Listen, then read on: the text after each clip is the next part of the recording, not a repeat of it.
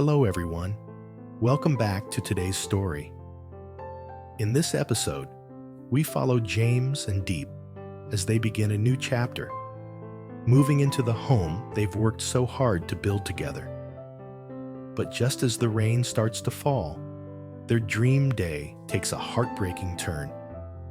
Diep's long-suppressed illness suddenly returns, and she collapses in James's arms, forcing him to rush her to the hospital through the storm. What follows is a powerful story of love, fear, and rediscovery, where the walls they build aren't just of brick and wood, but of trust, devotion, and unshakable resilience. Stay with us until the end to see how their love finds strength even in the darkest moments.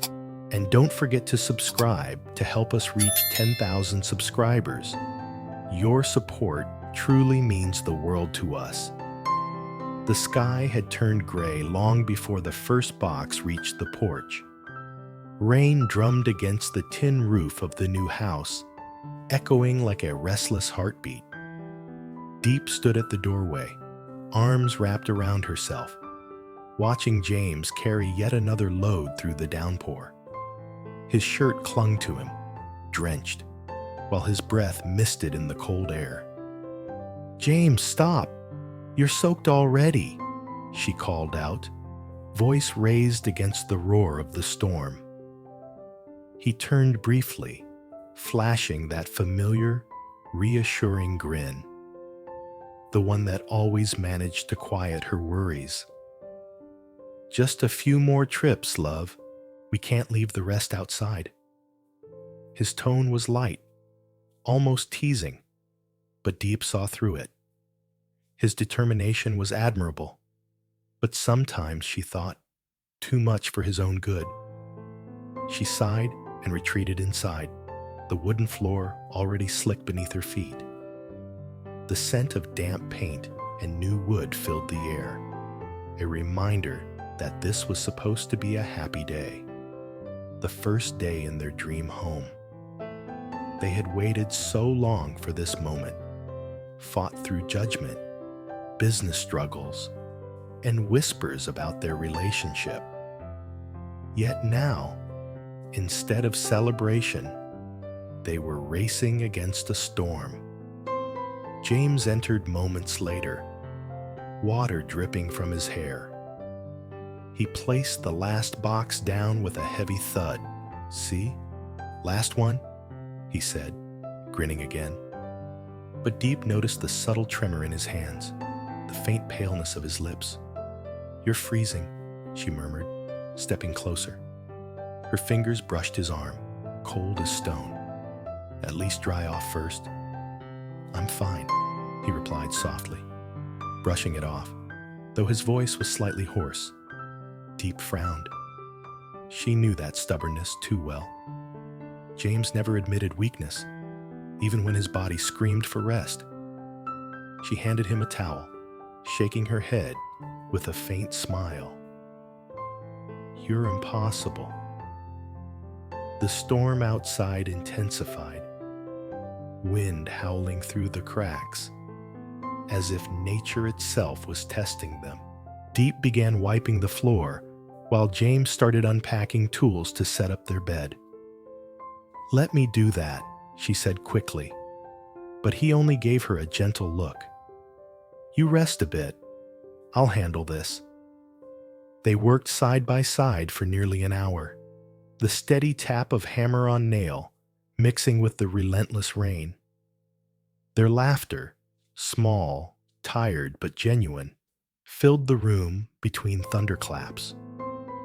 Even as water leaked through the window frame and the lights flickered, there was a fragile warmth here, something that no storm could extinguish. But then, as Diep bent to pick up a blanket from the floor, a sharp pain stabbed through her head. The world tilted. Her breath caught. She tried to steady herself, but her vision blurred. "James," she whispered, voice faint.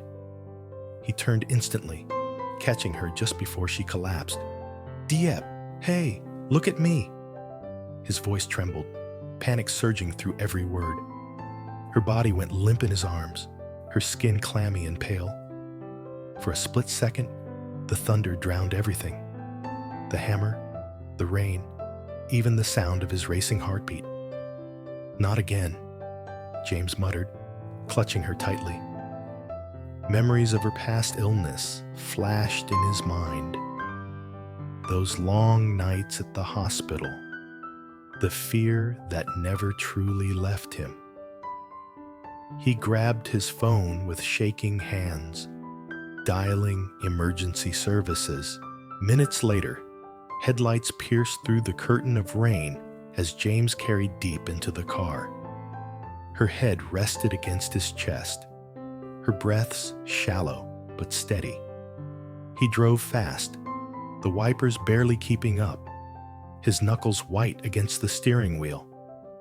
"Stay with me, honey," he whispered over and over.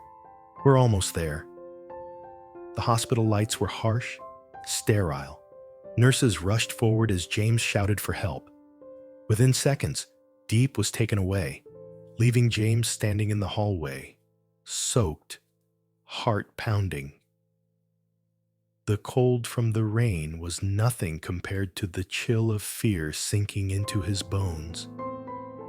He sank onto a bench, elbows resting on his knees, eyes unfocused.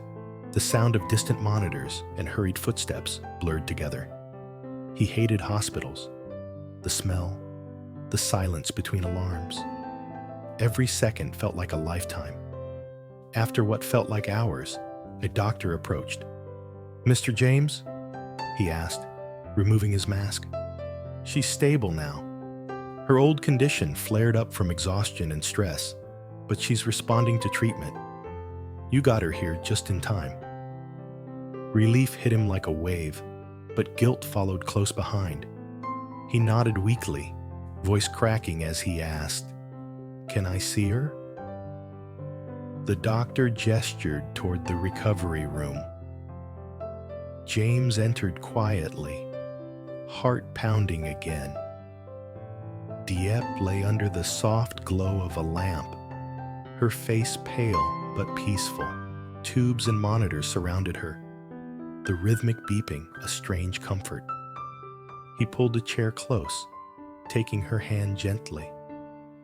"You scared me," he whispered, thumb brushing across her cold fingers.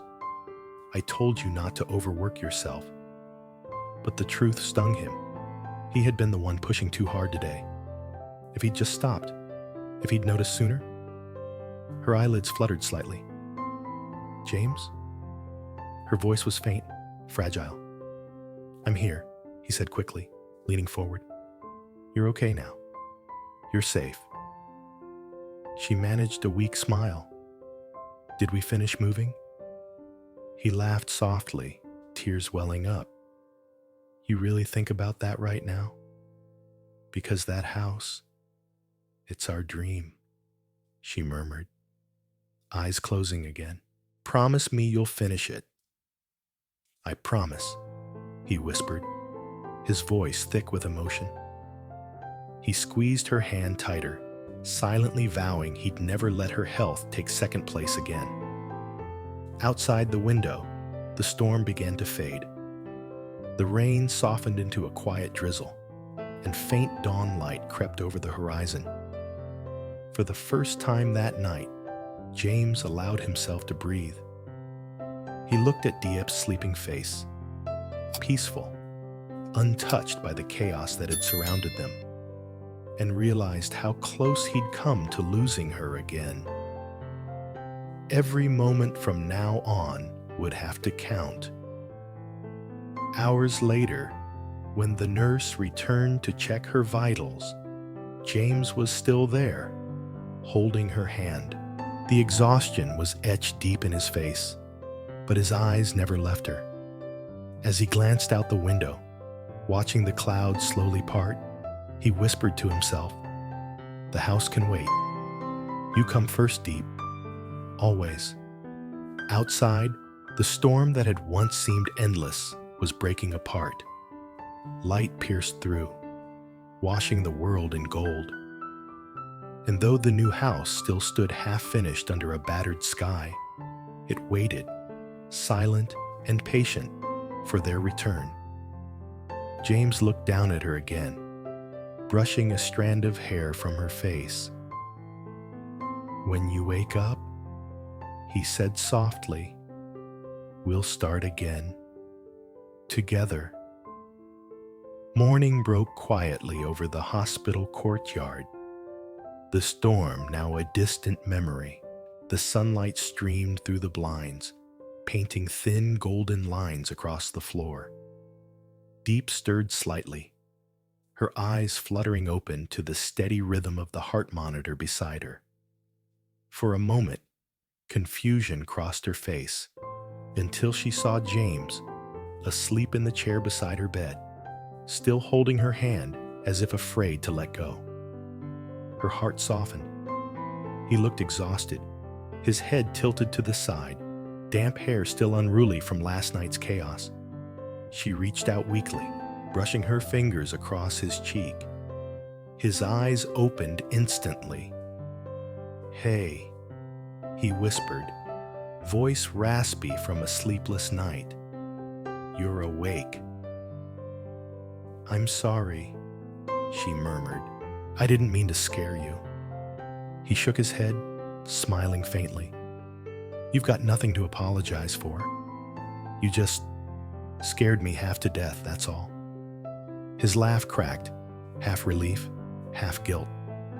The nurse entered quietly, checking her vitals. "She's doing better," she said warmly, "but she'll need a few days to rest. No stress, no heavy lifting, and definitely no moving furniture for now." James nodded quickly, shooting Diep a look that said, "See? I told you so." Diep rolled her eyes with a small smile. "Fine," she said softly. "I'll rest." When the nurse left, silence filled the room again. Comfortable, but fragile. James leaned back in the chair, staring out the window.